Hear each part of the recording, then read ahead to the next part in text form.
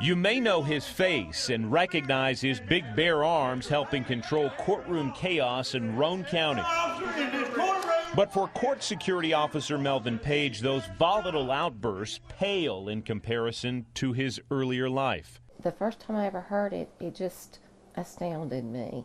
He's a strong person. I'll have to say he's a very strong man.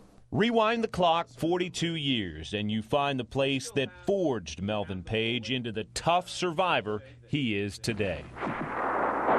Vietnam, 1968. By that year, this 19-year-old Army draftee had survived knife fights, gun battles, and close to a year of special ops duty in the jungle.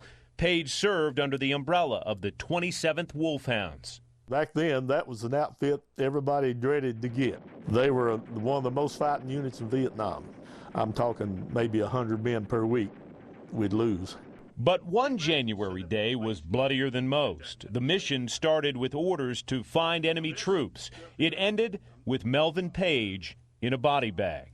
So we got into this area probably the size of a football field, and around the field was bamboo hedgerows. His unit then uncovered an ominous sign. Plungy pits are deep holes in the ground, sometimes 2 and 3 foot deep, that is lined with stakes, bamboo that's slivered off like razors, are sticking straight up and out the bottom and on the sides. If there wasn't a plungy pit there, they were down there in the tunnels, and they started popping up all around us.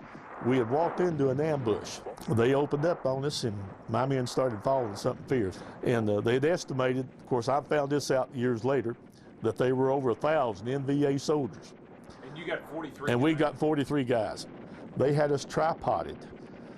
From one corner to the other, we were tripoded. They was cutting us to pieces. And like I said, they wasn't nothing to hide behind or nothing else. Page says of his 43 men, 40 were killed in that ambush. And in all the mayhem, this East Tennessee platoon sergeant then saw machine gun bullets rip into his own body. And I caught 4 rounds from right down here all the way up. From an AK-47, I caught 4 rounds just right up my body right there. And I knew right then I was getting ready to die right there. And I got on my radio and called it in. I called napalm in on top of my position. It was a desperate call to firebomb the enemy and stop their advance. Page says he figured his sacrifice might save other Americans. To me, it seemed like a lifetime before the jets got there. So the napalm come in, and it dropped right on top of us. And I didn't get a direct hit from it, but I got enough where it just singed me. That burning liquid jelly torched his clothes and blackened Page's skin with 2nd and 3rd degree burns. I could hear the NVA coming in. I could see them coming, and I wasn't about to go out with no bayonet or being stuck with a bayonet, because I'd already been stabbed a few times and everything before all this come. I just laid down on my side, and I actually took my 45. I still had my 45 on me, and I actually pulled it out, and I stuck it in my mouth. I was going to end it. Page says by the grace of God, his gun didn't fire, and he felt a hand come out of nowhere and drag him from that field. And I've said through the years, I believe it was an angel or something other, but all of a sudden I could see a hand that just drugged me and put me up over there. The ants and the termites build big mounds. Page says he was conscious, he could see everything, but he couldn't move or speak. And I laid there. To me, it seemed like a lifetime.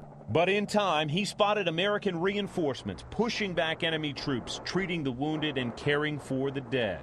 It was then Page saw corpsmen approaching him with a body bag.